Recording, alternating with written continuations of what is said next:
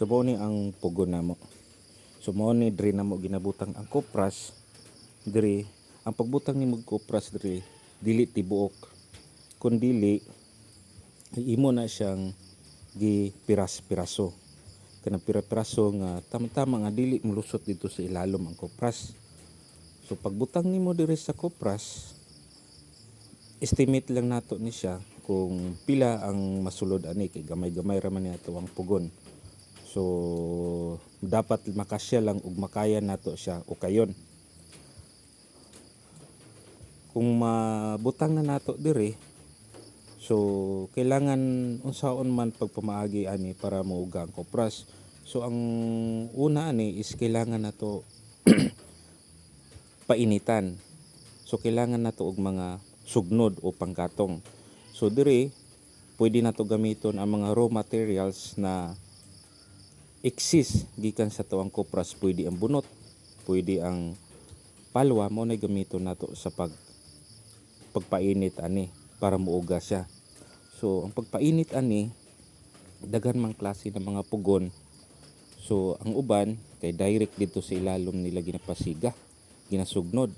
So naay tendency is possible masunog kung kusog kayo ang kayo. So depende na nila o ma-estimate na nila nga dili pud masunog ang kayo.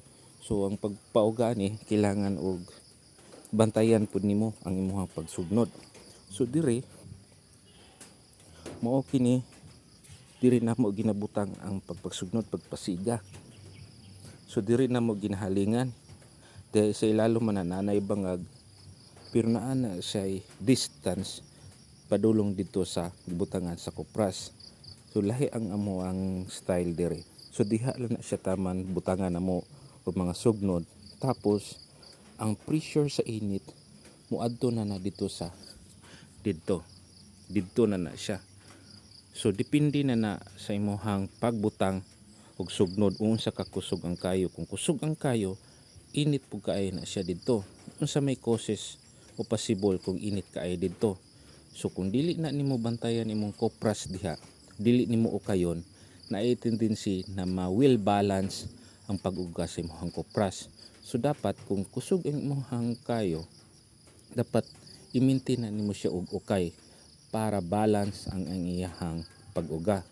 So magdepende na jud na sa imong pagpasi o pagbutang o pagpasiga sa kalayo. So kung gusto nimo medyo normal ang temperature na pwede nimo siya mabiyaan, so inahinay lang, pero dapat ukayon dyan nimo ang kopras kay para siya mauga. So estimated kung depende sa imong kainit o depende sa pressure sa init, so na tendency mga 7 hours o 8 hours mauga na imong kopras. So kung i-compare nato siya sa naandan nga natural na pagpa-uga sa kopras, kung magsaligtas sa init sa adlaw, so dako kayo siya og diferensya. So dako kayo ni ang tabang nga naatay pugon. Kung ang pinaka produkto man gud diri sa amoang barangay is kopra. So ang kopra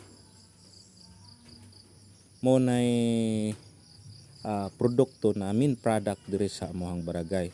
So kung gusto nato madali, dili ta ma-hassle, so dako kayo ag katabang ang pugon para sa mga para sa tuwa mapadali ang pangatuang pagpauga sa tuang kopras.